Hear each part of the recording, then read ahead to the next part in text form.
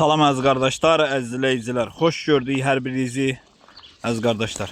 Buyurun baxın, bax belə 150 baş birinci qarına təmiz tatallar cinsi qoçun almış damazlıq dişi toğullar satılır.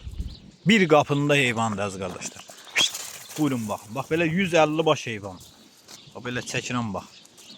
Ay maşallah. Durna de durna. Hər biri bir durna. Baxın. Başı çıxan bilir də bu nədir.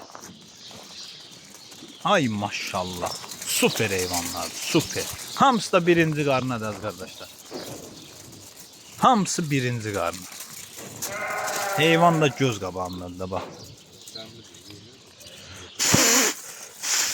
Demək olar ki, hamısı qoçdan çıxır. İçində 5-6 dənə qoç olub da. Bu dəqiqədə var. Demək olar ki, hamısı qoçdan çıxıb. Bax. Qarnıyıb. Görürsünüz? Ha belə dəvə qulaq, durna boğaz, silasta nə axtarırsınızsa burada var. Ay maşallah. Görürsünüz? Baba silastar gördün? Qadana. Durna de durna. Hər biri bir durnadır. Ay maşallah.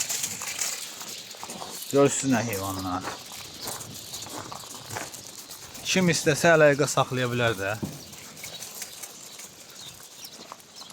Heyvan göz qabağında. Buyurun baxın, belə tam ətraflı çəkirəm bax. Görürsünüz qardaşlar. Ay maşallah.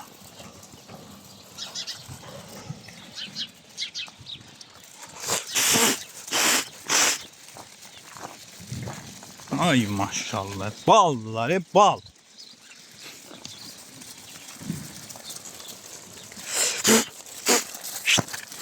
Ay maşallah. Görürsünüz bunları. Kim istəsə əlaqə saxlaya bilər. 150 baş heyvandır əziz qardaşlar. Komda satılır, seçmədə satılır. Kimin gücü nəyə çatır, cibinə uyğun zəng eləsin, gəlsin götürsün. Nə var, gözəllikdir. Ay maşallah.